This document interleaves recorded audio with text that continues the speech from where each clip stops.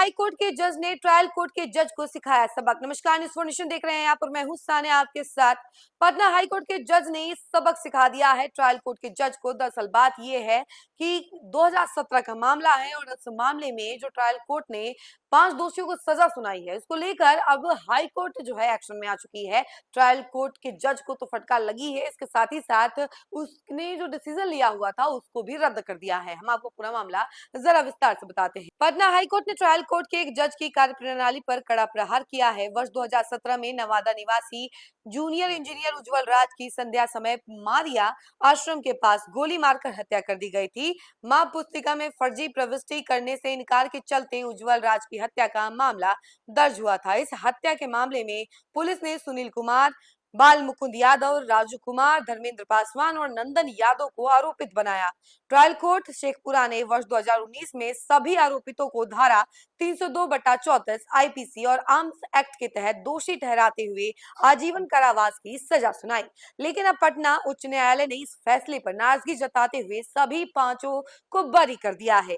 न्यायमूर्ति विवेक चौधरी और न्यायमूर्ति चंद्रशेखर झा की खंडपीठ ने अपने आदेश में कहा कि पूरे मामले में साक्ष्यों में गंभीर खामियां थी। मामला कथित डाइंग डिक्लेरेशन मूल्यांकलिक कथन पर आधारित था, जिसे ना तो मूल रूप से पेश किया गया और ना ही स्वतंत्र गवाहों से इसकी पुष्टि कराई गई।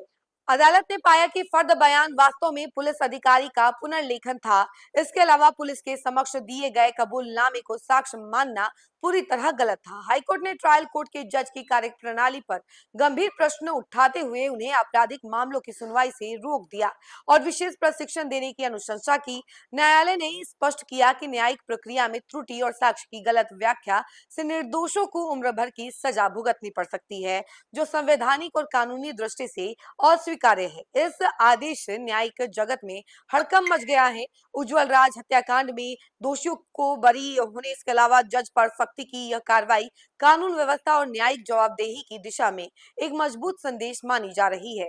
अब ट्रायल कोर्ट के अधिकारियों को यह सुनिश्चित करना होगा कि अपराधियों के विरुद्ध केस में साक्ष्यों की जांच, दस्तावेज और गवाहों की पुष्टि बिना किसी कमजोरी के हो।